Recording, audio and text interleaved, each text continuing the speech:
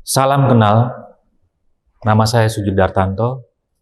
Sehari-hari saya di Fakultas Seni Rupa Institut Seni Indonesia, satu kampus yang boleh dibilang tertua di Asia Tenggara karena memang dulu sejarahnya berasal dari Akademi Seni Rupa Indonesia dan beberapa perupa yang sering kita dengar atau kita lihat di Jakarta, misalnya ada di Bundaran HI, ada di sejumlah tempat di ruang-ruang publik, dari mulai Trubus, kemudian Avandi, dan lain. Sehari-hari saya juga di Galeri Nasional Indonesia, menjadi salah satu bagian dari tim kurator di sana. Berurusan dengan seni itu juga menjadi bagian dari kehidupan saya, dan mungkin sebelum saya mulai, kepada teman-teman semua, saya ingin bertanya, apakah memiliki cerita dari apa saja? Oke, saya melihat beberapa yang telah angkat tangan, dan itu bagi saya menunjukkan bahwa seni tidak asing dengan kita. Karena every piece of art tells a story. Setiap karya, dari ranah seni rupa, visual art, performing art, media art, sesungguhnya itu menceritakan kisah, menceritakan narasi. Dan kisah yang disampaikan itu adalah mengenai kehidupan. Berurusan dengan seniman, hal yang paling saya sukai adalah belajar kehidupan. Dan Indonesia memiliki aset seniman yang terbentang dari berbagai ranah begitu besar. Begitu banyak kisah yang disampaikan oleh para seniman ini melalui karya-karyanya. Seluruh dunia mengalami terjadi yang disebut COVID-19. Hampir 40.000 seniman terdampak COVID. Kita sebetulnya kehilangan kehidupan. Kita kehilangan narasi. Kita kehilangan kisah yang merefleksikan kehidupan kita. Karya itu menyampaikan cara kita memahami keluarga, pribadi, masyarakat, alam semesta, bahkan spiritualitas. COVID ini menyebabkan seniman kemudian harus beradaptasi, kemudian dia harus melakukan penyesuaian dengan kondisi yang kita tahu beberapa cara untuk terus menghadirkan peristiwa, menghadirkan komunikasi, menghadirkan interaksi itu adalah dengan cara bersinggungan dengan teknologi dan media. Di sejumlah acara kuratorial misalnya, ada yang dilakukan oleh para seniman ini menggunakan platform digital. Hadir virtual gallery. Hadir cara-cara yang menggunakan platform augmented reality. Seniman tetap menyampaikan komunikasinya, menyampaikan interaksinya, menyampaikan pengalamannya melalui cara-cara baru, melalui presentasi yang baru. Yang berubah adalah caranya. Dan kehadiran ini menjadikan suatu kebiasaan baru yang sekarang ini kita telah masuk ke dalam tahap perkembangan revolusi digital dalam ekosistem seni. Penggunaan cara-cara fitur yang mengeksplorasi kemungkinan-kemungkinan ini sekian lama kian banyak. Ruang dan waktu kian semakin ringkas, Saya membayangkan apabila di ruang ini adalah ruang virtual, maka yang hadir akan lebih banyak. Objek-objek yang ada di sekitar kita akan tampil lebih banyak lagi. Tidak ada batasan, tidak ada hambatan. Begitulah karakter dari virtual reality. Dan kemungkinan ini terus terjadi, terus berkembang, dan dikembangkan oleh para pengembang developer yang menunjukkan suatu bentuk kolaborasi antara seniman, desainer, dan ilmuwan. Inilah yang membuat sejumlah kemungkinan turunan dari cabang-cabang seni itu semakin beranak pinak.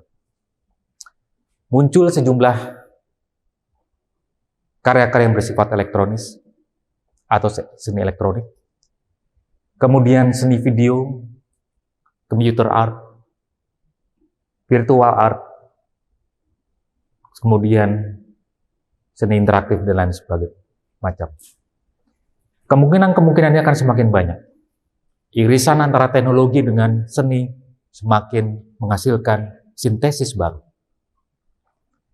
Dan pertanyaannya adalah, pada evolusi yang demikian cepat, dulu kita menggunakan lontar. Kemudian kita tahu di Gua Leang-Leang Sulawesi ada banyak lukisan yang menggambarkan bagaimana orang dulu mengekspresikan kisahnya, ceritanya menggunakan dinding.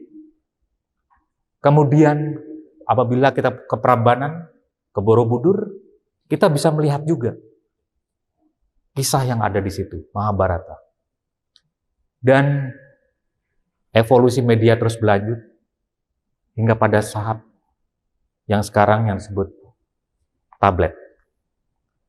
Barangkali tablet pun sekarang sudah eksistensi sedang berpindah ke dalam apa yang disebut pasca virtual. Situasi di mana kelak kita akan menggunakan virtual camera. Sesuatu yang masih asing bagi kita, tapi ini akan menjadi sesuatu yang biasa dalam beberapa tahun ke depan, dan kemungkinan ini sama persis pada saat internet masuk pada era 90-an pertengahan. Pada waktu itu yang terjadi adalah tradisi surat menyurat secara fisik sudah menjadi sesuatu yang asing sekarang. Yang terjadi adalah kita menggunakan WhatsApp, menggunakan email, dan seterusnya. Kebiasaan baru ini membuat kita berada dalam pilihan. Pada sikap, apakah kita mau mengambilnya sebagai pilihan? Lontar hari ini tetap ada. Seni media berkembang. Virtual reality sedang terjadi, lukisan tetap ada. Saya ingin mengatakan bahwa ini adalah sikap dan pilihan. Persoalannya adalah masyarakat yang berubah. Seniman bagaimana? Kreator bagaimana? Insan kreatif bagaimana? Ini yang membuat perlu keterbukaan dan bersintesis dengan bahasa dan media baru. Ada yang mengatakan bahwa kebudayaan yang maju adalah berangkat dari sikap untuk berani melakukan sintesis. Pada titik inilah kemudian Soekarno sangat percaya kemampuan seniman yang mengisi jiwa bangsa. Dia mengatakan, insinyur hanya dilahirkan dalam tempo waktu 4 tahun, tapi mencetak seniman memerlukan waktu 100 tahun. Dan inilah aset kita, dan inilah kenapa banyak kreasi dari seniman yang mengisi roh suatu bangsa. Pada rumah-rumah modern hingga sampai rumah tradisi, kita tahu ada peran kreativitas daripada seniman. Yang dalam situasi sekarang, adaptasi ini harus dilakukan, kemudian kolaborasi harus dilakukan dengan beragam ahli.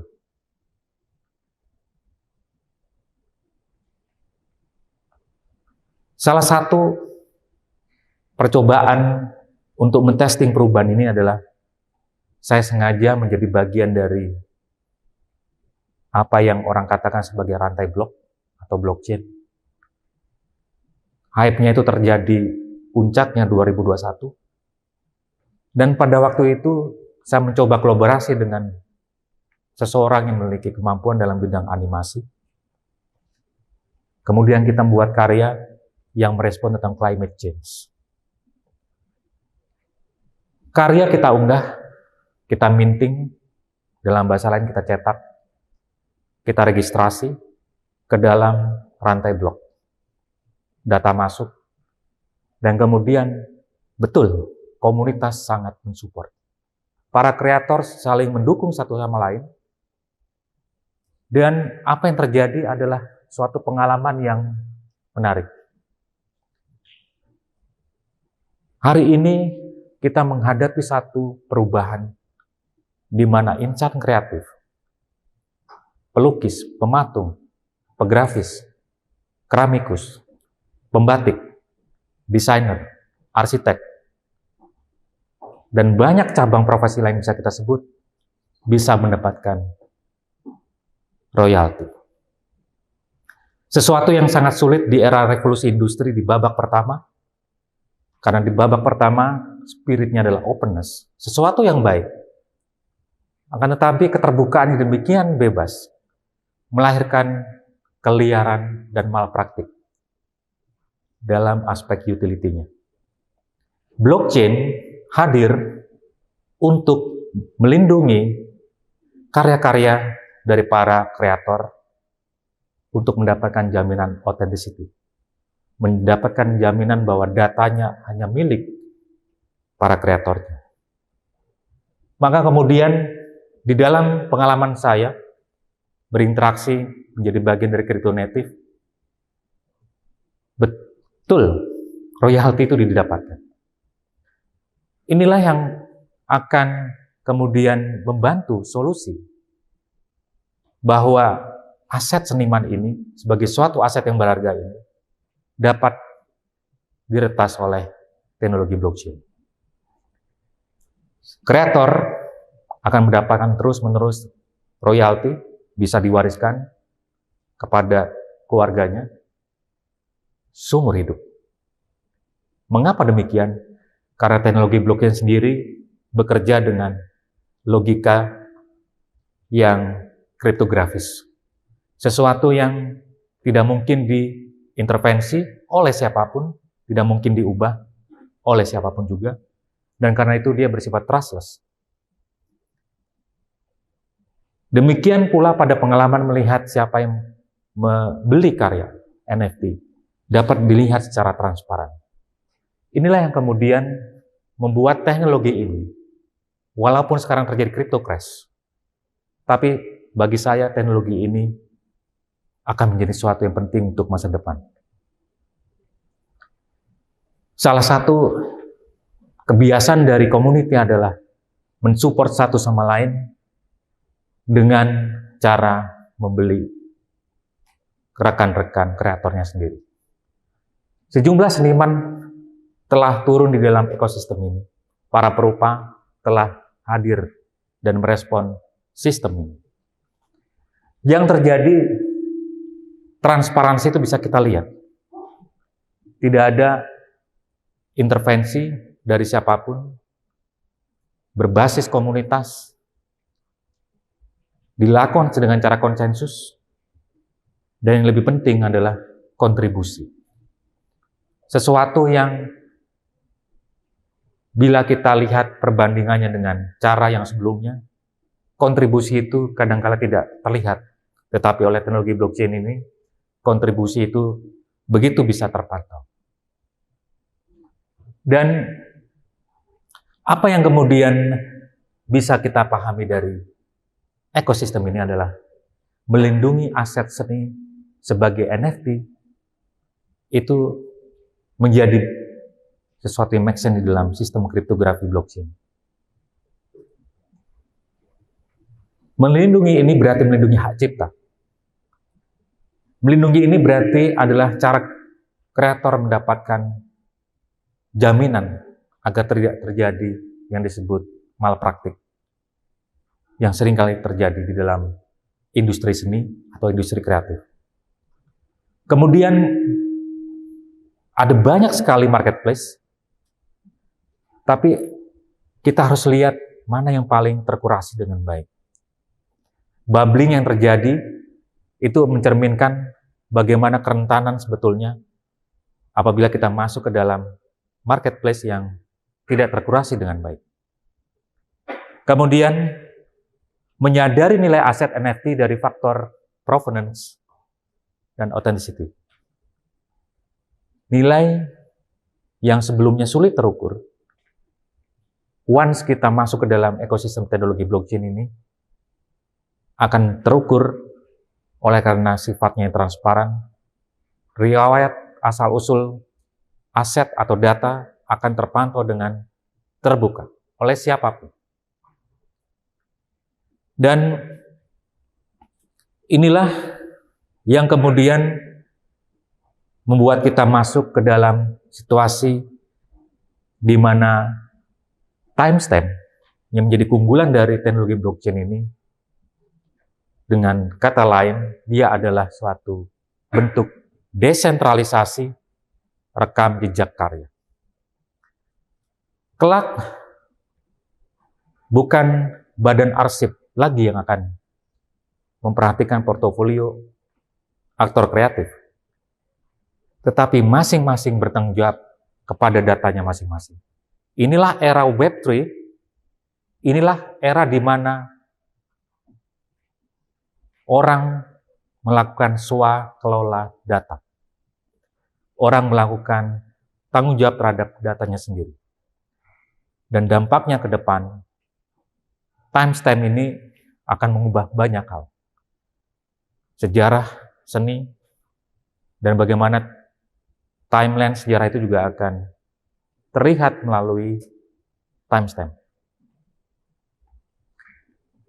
Salam dari saya, salam perubahan, salam sintesis. Terima kasih.